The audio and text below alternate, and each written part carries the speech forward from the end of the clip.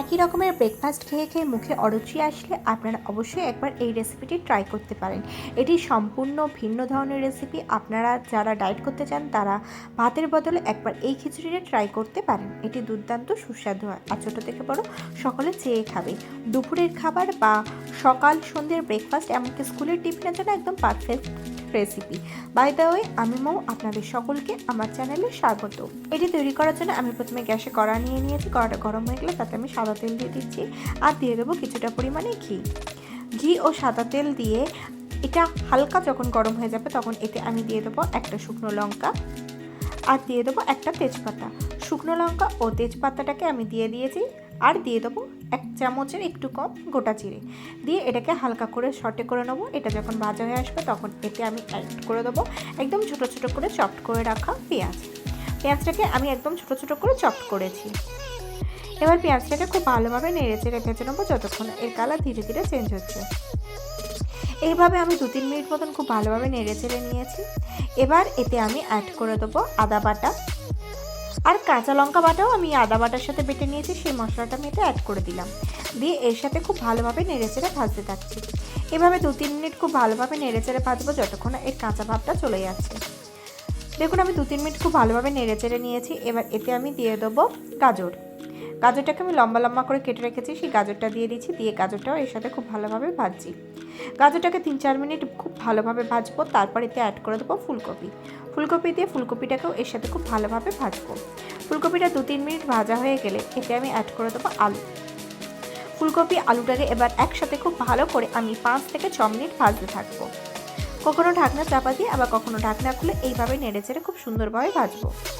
5-6 minute খুব ভালোভাবে ভাজতে হবে এই ফুলকপিটা আর আলুটাকে।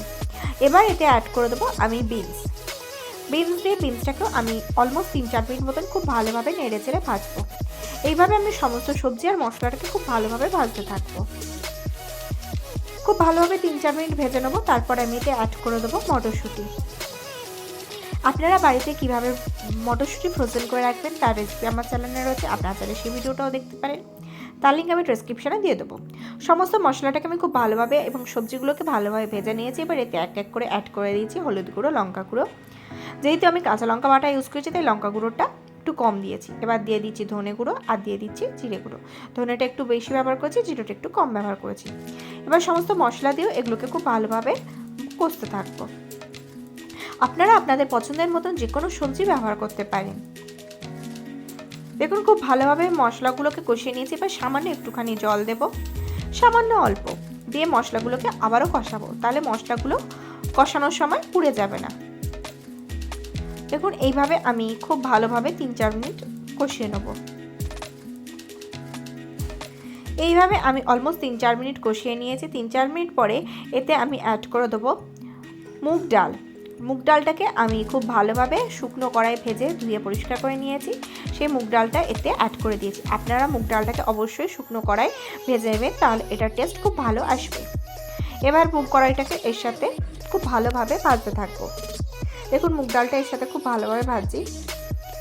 এইভাবে আমি 2-3 মিনিট ভেজে নেওয়ার পর এতে অ্যাড করে দেবো ডুমো ডুমো করে কেটে রাখা টমেটো দেওয়ার সাথে এতে অ্যাড করে দেবো স্বাদ অনুসারে নুন দিয়ে সমস্ত মশলাগুলোকে খুব ভালোভাবে কষাবো। দেখুন সমস্ত মশলা আমি খুব ভালোভাবে কষাচ্ছি। এবার এতে অ্যাড করে দেবো মিলেট। এই মিলেটটা শরীরের জন্য খুবই উপকারী। যারা ডায়েট করতে চায় তারাও খেতে পারেন, এমনকি আপনারা সকাল বা সন্ধ্যার টিফিনেও এটা ট্রাই করতে পারেন। বাচ্চাদের স্কুলের টিফিনেও এটা ট্রাই করতে পারেন। এটা অনেকক্ষণ পেট ভরা রাখবে এবং খুব সুন্দর সুস্বাদু হবে। সমস্তগুলোকে খুব ভালোভাবে কষিয়ে নিয়েছি। এবার আমি এতে দিয়ে দেবো পরিমাণ মতন জল দিয়ে গ্যাসের ফ্লেমটাকে আমি হাইতে দেবো এবং এটা ফুটে যাওয়া পর্যন্ত অপেক্ষা করব। দেখুন আমি সমস্তগুলোকে খুব ভালোভাবে একবার নেড়ে চেড়ে দিচ্ছি। এটা খুব ভালোভাবে ফুটে গেছে। এবার গ্যাসের ফ্লেমটাকে কমিয়ে দেবো এবং এটাকে ঢাকনা চাপা দিয়ে দেবো 7-8 মিনিটের জন্য। 7-8 মিনিট ঢাকনা চাপা দিয়েছিলাম। 7-8 মিনিট পরে ঢাকনা সরিয়ে নিচ্ছি। এটাকে একবার নাড়িয়ে চাড়িয়ে দিয়েছি। এটা আরও একটুখানি হবে। এটাকে আমি নেড়ে দিয়ে আবারও 3 থেকে 4 মিনিটের জন্য ঢাকনা চাপা দিয়ে দেবো। 3-4 মিনিট পরে আমি ঢাকনা সরিয়ে নিচ্ছি। এবার এটাকে খুব ভালোভাবে নেড়ে দিচ্ছি। এটাকে আমি 2-3 মিনিট এইভাবে নাড়তে চাড়তে থাকবো। 2-3 মিনিট খুব ভালোভাবে ফুটিয়ে নেওয়ার পর এতে আমি অ্যাড করে দেবো ধনেপাতা কুচি। ধনেপাতা কুচি দিয়ে ধনেপাতাটাকে এর সাথে খুব ভালোভাবে মেশাতে থাকবো। দেখুন আমি খুব ভালোভাবে ধনেপাতাটাকে এর সাথে মিশিয়ে দিচ্ছি। দেখুন খুব ভালোভাবে ধনেপাতাটাকে মিশিয়ে দিয়েছি। সমস্ত উপকরণগুলোকে আর একবার খুব ভালোভাবে চালিয়ে দেবো। এবার ওপর থেকে আমি অ্যাড করে দেবো কিছুটা পরিমাণে গরম মশলা। দেখুন আমি গরম মশলা দিয়ে দিয়েছি আর দিয়ে দিচ্ছি 1 চামচ মতন ঘি দিয়ে সমস্ত উপকরণগুলোকে খুব ভালোভাবে এর সাথে মিশিয়ে নিচ্ছি। দেখুন আমি খুব ভালোভাবে মিশিয়ে দিচ্ছি। এইভাবে মিশিয়ে দেওয়ার পর আমি গ্যাসের ফ্লেম অফ করে দেবো এবং এটাকে ঢাকনা চাপা দিয়ে 2 মিনিট স্ট্যান্ডিং টাইমে রেখে দেবো। দিলেই তৈরি হয়ে যাবে আজকে দুর্দান্ত স্বাদের খিচুড়ি।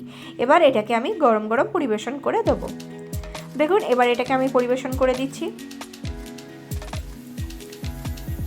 খিচুড়ির উপর থেকে আমি কিছুটা পরিমাণে ঘি সার্ভ করে দেবো। এই ঘি সহযোগে এই খিচুড়িটা খেতে অমৃত লাগবে, এর সাথে আর কোনো কিছুর প্রয়োজনই হবে না।